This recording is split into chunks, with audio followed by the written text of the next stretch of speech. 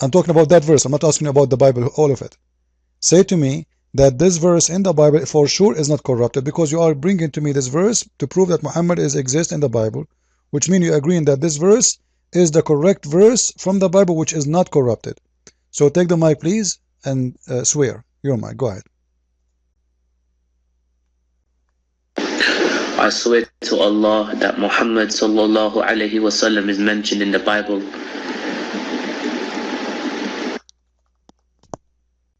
Yeah, no, you have to tell me where.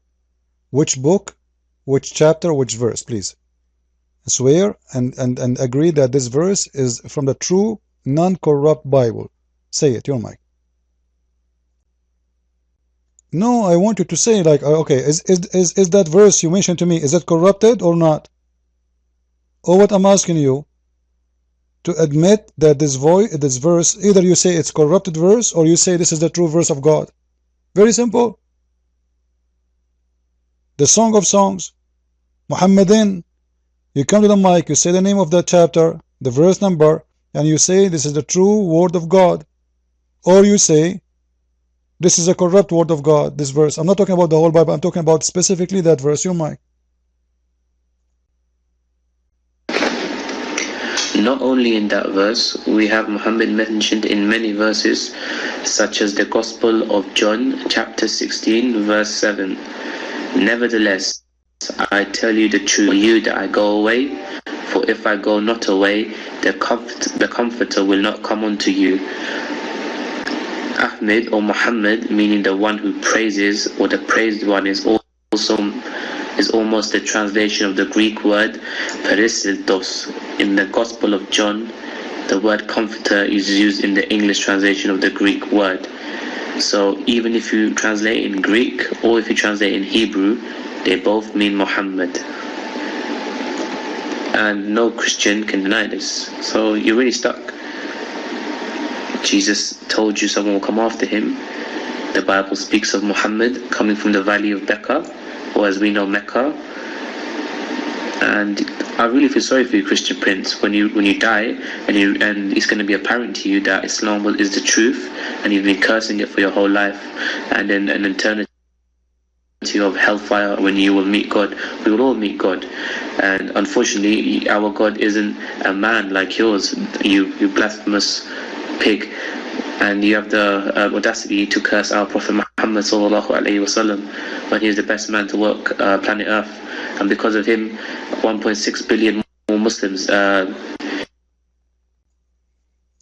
Shane, you are saying we are pigs. I'm not going to call you pig because I like pigs, and pigs are more useful than Muslims.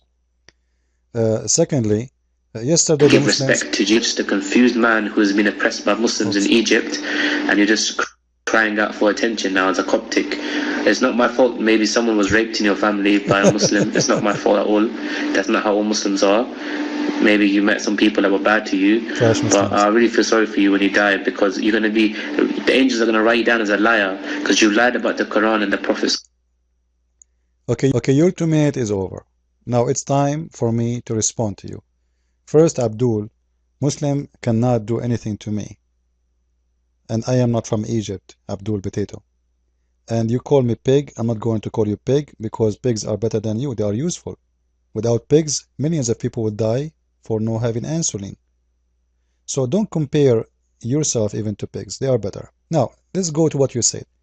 Everybody heard you saying that in the book of Songs, the name of your prophet mentioned, and you admit that this is a true word of God. Which means your prophet Muhammad is a liar. Why? Because your prophet in the Quran, he said that Jesus said that a prophet will come after me, his name is Ahmad, not Muhammadin. Correct, guys, what he said? He said Muhammad in the Bible, he did not say Ahmad. And he read for us in Hebrew what is supposedly Hebrew, which is funny.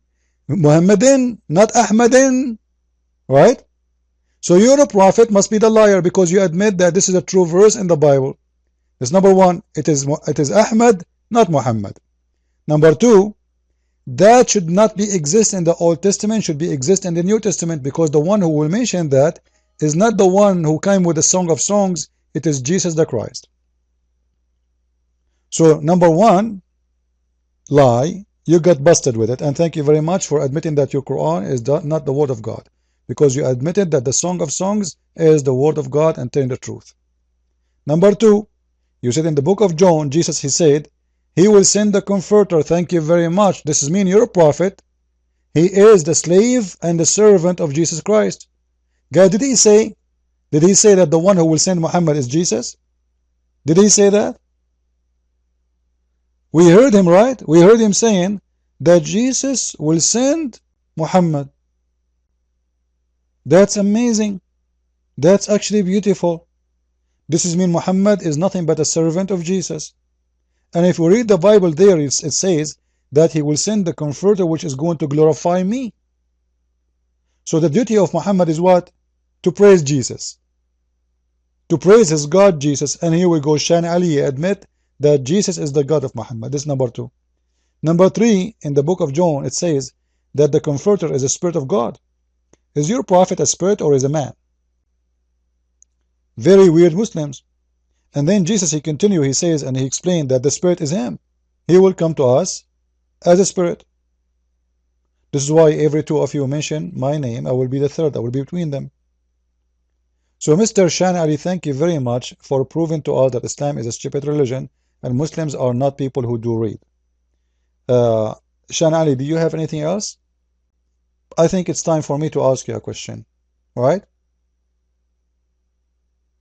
Correct, guys? Should I ask me a question?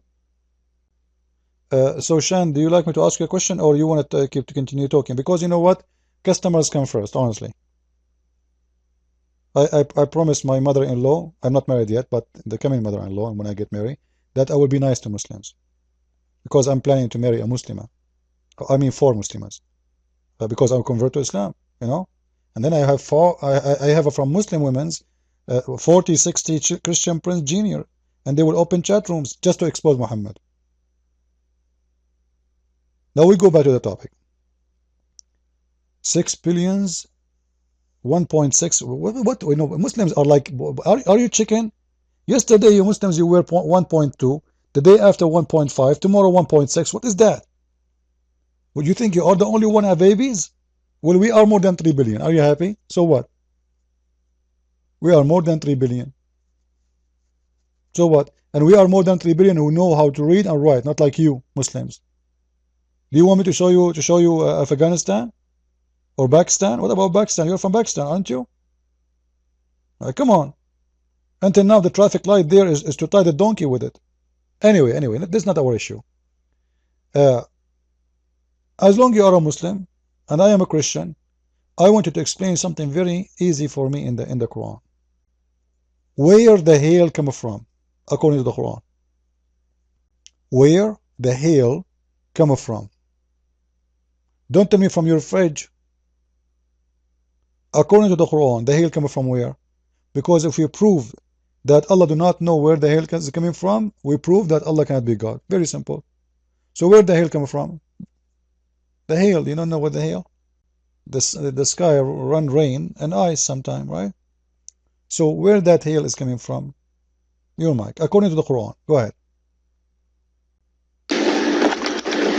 Yes, Islam is the fastest growing religion on earth. The majority of reverts are Christian women, and I don't know why they seem to flock to Islam, especially in London. I mean, they love talking about Islam. They're very open-minded, unlike yourself.